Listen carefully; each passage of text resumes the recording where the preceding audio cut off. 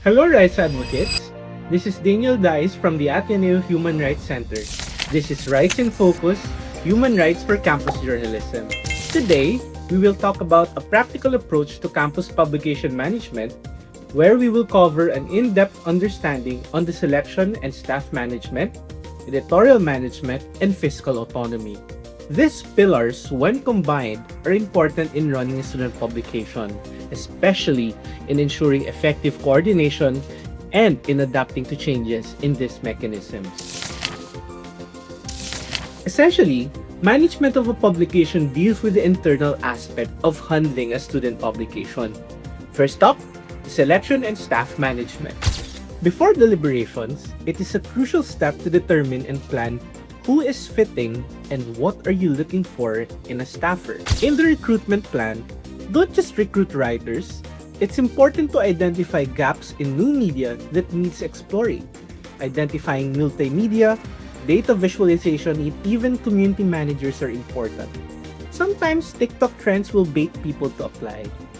You may also consider reaching out to specific sectors or organizations that may be of help, especially inside the campus, such as photography or film organizations. In selecting potential applicants, focus not only on their works, but also other skills that they exhibited during the application process. You may see this in the interview. This is discretionary upon the editorial board, but consider people beyond their portfolio. For example, consider people who have the so-called editorial grit, those who are genuinely interested to learn something new, and even those who are willing to be trained, those who start from scratch. As an additional requirement, a written examination can be administered and is often a chance to see the applicants write or produce within a limited period. Next, you look for people who do not only have the drive to perform, but those who can also stay for a long period of time. In student publications, we must strive to maintain a culture where staff and editors are supported and they don't feel used. They're students too, like us. And if funding is available, consider the honorarium system as well as other perks which may be given to them. Next, it is advisable for the editorial board to program a series of journalism skills training for the entire year, tackling serious to not so serious topics. And within the publication, some senior staffers may take the lead in training more junior members. You may also allow members to explore other genres or roles within the organization. Identify the medium of your content, whether it is to be published online only, or will it be reserved for a print output. And usually, long-form articles are included in print copies. You must also answer the issue of, are you doing print or are you doing online? If you're doing print, what is the medium? Is it daily, weekly, or monthly? And if online only, how will releases be posted and during which time slots? What to cover? Balance national or international issues with niche topics. The campus press will cover what no one else will: university policies, students' rights, and even community concerns. Staffers must also have a nose for the news. You must have that reflex action to detect whether something is worth pursuing. Spot the oddity of things. We must also consider internal editorial policies, such as ethics and correction policies, and ways to impose sanctions on erring members as a way of accountability. We must also, of course, gatekeep the quality and control over published work. And consider also style guide, branding, and the overall look. Understanding how much each student contributes and where that money is held.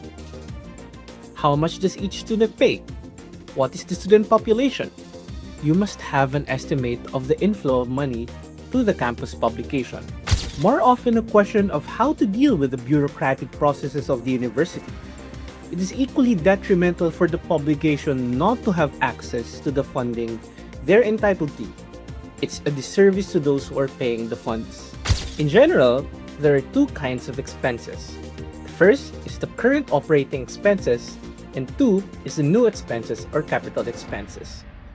The former refers to the routinary expenses such as honoraria, utility bills, printing expenses, and office supplies, while the latter are activities or supplies that are spent in a one-off manner, such as if you're buying new equipment.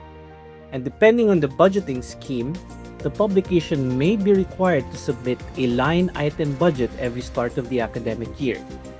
Thus, foresight is everything. Now you have your funding and budget, it's now time to spend the money.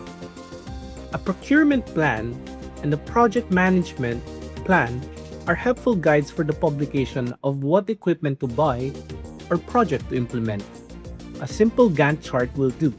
Timely and regular release of honorarium and reimbursements is also encouraged. A financial report of expenses shall be prepared by the editorial board and student publication staff every semester at the tertiary level.